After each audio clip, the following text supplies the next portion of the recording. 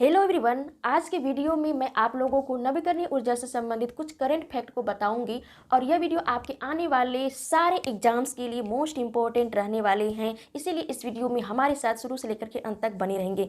वैसे भी जब आप लोग इस वीडियो को देखेंगे तो आप लोगों को यह वीडियो इतना इंटरेस्टिंग लगेगा कि आप लोग खुद ब खुद इस वीडियो में ठहर जाएंगे और लास्ट तक हमारे साथ बने रहेंगे। तो चलिए हम लोग वीडियो को आगे बढ़ाते हैं, देखते हैं कि आज के वीडियो में आप लोगों को क्या नई चीज़ें यहाँ पर देखने को मिलेंगी नवीकरणीय ऊर्जा से संबंधित। देखिए, जिस प्रकार से जल है तो कल है, उसी तरह से ऊर्जा है तो जीवन है, प्रकाश है। वैसे ऊर्जा का सबसे बड़ा स्रोत जो होता है वह सूर्य होता है, लेकिन सूर्य का जो ऊर्जा है वह 100% हम लोग उसका यूज डायरेक्टली रूप से नहीं कर सकते हैं। वैसे भी जो सूर्य का ऊर्जा है या सूर्य का तापमान है या प्रकाश है वह पृथ्वी तक ओनली फॉर 51% ही आती है और 51% का 100% जो है हम लोग डायरेक्टली रूप से यूज नहीं कर सकते हैं। लेकिन हाँ, विभिन्न विभिन्न माध्यमों के द्वारा जो है हम लोग इसका यूज कर सकते हैं, जैसे सोलर के माध्यम से, जो हमारा सोलर एनर्जी होता है उसके माध्यम से, और इस तरह से अदर माध्यम से जो हम लोग इसका यूज कर सकते हैं।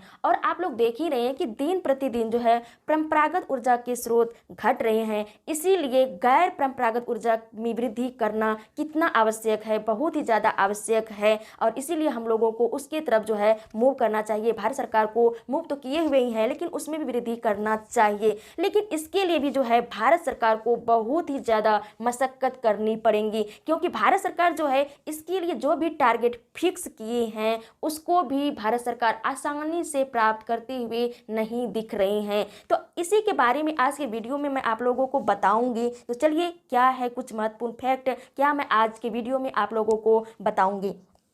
देखिए, भारत सरकार जो है 2030 तक, कब तक, 2030 तक जो है 450 मेगावाट, मेगावाट नहीं, गीगावाट जो है नवीकरणीय ऊर्जा प्राप्त करने का लक्ष्य रखा है। कितने तक? 2030 तक जो है 450 गीगावाट नवीकरणीय ऊर्जा प्राप्त करने का लक्ष्य रखा है, जिसमें कि 280 गीगावाट सोलर एनर्जी से प्राप्त करने का लक्ष्य रखा है। और यह जो है हाल फिलहाल में ही जो है एक तरह से इस तरह की अपडेट आई हैं। और जो है इससे पहले 2022 तक जो है 175 गीगावाट का एक टारगेट रखी है कि 2022 तक 175 गीगावाट जो है नवीकरणीय ऊर्जा हम लोग प्राप्त कर लेंगे, जिसमें कि 100 आपका जो गीगावाट होगा वह किसका होगा, किसका भाग होगा? सोलर एनर्जी का भाग होगा। और प्रेजेंट टाइम में हम लोग बात करें तो प्रेजेंट टाइम में जो है भारत की जो उत्पादन क्षमता है सोलर एनर्जी की वह कितनी है?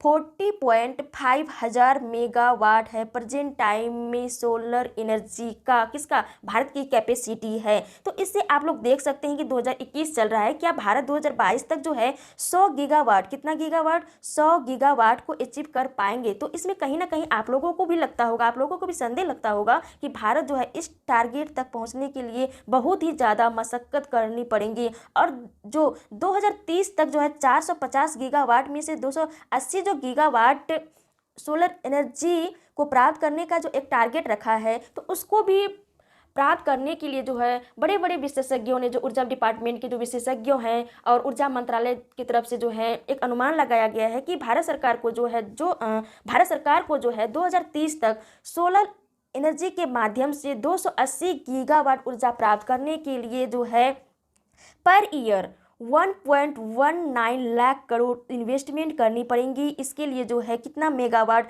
26,600 मेगावाट प्रत्येक साल जो है प्रोडक्ट करना पड़ेगा सोलर एनर्जी को, तभी जाकर के 2030 तक हम लोग क्या कर पाएंगे? भारत सरकार 280 गीगावाट सोलर एनर्जी को प्रोडक्ट कर पाएगी, क्या कर पाएगी? उत्पादित या उत्पादन कर पाएगी। तो यहाँ पर देख सकते हैं कि यहाँ पर 2022 में जो टारगेट फिक्स किए हैं उसको भी कहीं ना कहीं मतलब पीछे एक तरह से हो रहे हैं भारत सरकार की। नहीं लगता है कि 2022 तक 100 गीगावाट भारत सरकार अचीव कर पाएंगे। और 2030 तक की जहां तक बात रही, और 2030 तक जो 280 गीगावाट की जहां तक बात रही, यदि इतना इन्वेस्टमेंट करेंगे और पर ईयर इतना मेगावाट जो है ऊर्जा प्रोडक्ट करेंगे सोलर एनर्जी के माध्यम से, तभी जो है इतना अचीव कर पाएंगे।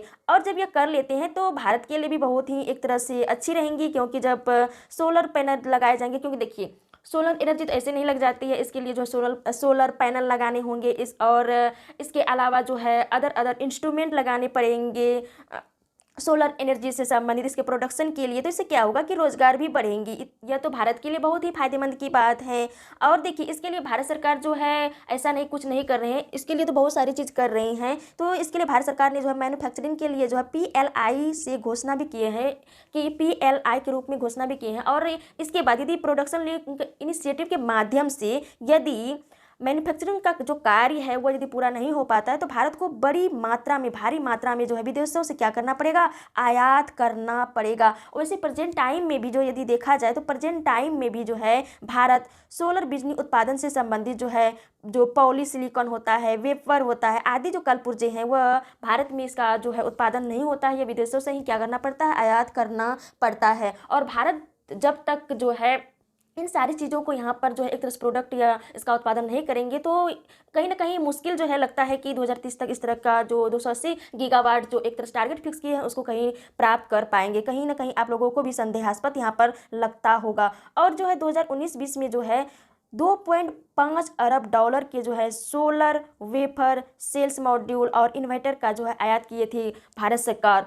तो इस तरह से आप लोग देख सकते हैं कि भारत सरकार को जो एक टारगेट जो फिक्स किए हैं 2030 तक 280 गीगावाट सोलर एनर्जी प्राप्त करने के लिए, तो इसके लिए भारत सरकार को जो है पॉलीसिलिकॉन हो गया, उसके बाद वेफर हो गया, और सोलर बिजली उत्पादन करने से संबंधित जो अलग अलग जो पार्ट पुर्जे होते हैं इसका भी जो है प्रोडक्शन भारत में करना पड़ेगा। इसके लिए अलग अलग तरह से जो है यहाँ पर इसके लिए जो है फैक्ट्रियाँ वगैरह ये सारी चीज़ें यहाँ पर स्थापित करनी पड़ेंगी, तभी जाकर के जो भारत इसको प्राप्त कर सकते हैं। अन्यथा यदि ये सारी चीज़ें नहीं करते हैं तो भारत सरकार को विदेशों से भारी मात्रा में क्या करनी पड़ेंगी, आयात करनी पड़ेंगी। तो ये रहा आज के लिए आप लोगों के लिए छोटा सा वीडियो, लेकिन मोस्ट इंपॉर्टेंट आप लोगों के लिए रहने वाले हैं। देखिए पीटी में डायरेक्ट फैक्ट आ सकता है कि भारत जो है 2030 तक जो है 450 गीगावाट जो फिक्स किए हैं नवीकरणीय ऊर्जा को प्राप्त करने के लिए, तो उनमें से सोलर एनर्जी का कितना जो है भाग है। तो इससे इस तरह से आपके एग्जाम में क्वेश्चन रह सकते हैं। या नहीं तो मेंस की बात करें तो मेंस में जो है आपको यदि एनर्जी से संबंधित कोई भी क्वेश्चन आता है तो वहाँ पर आप जो है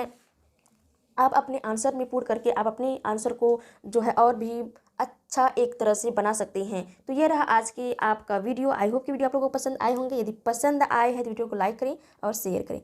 तो चलिए फिर मिलते हैं आपके नेक्स्ट वीडियो में। जय हिंद।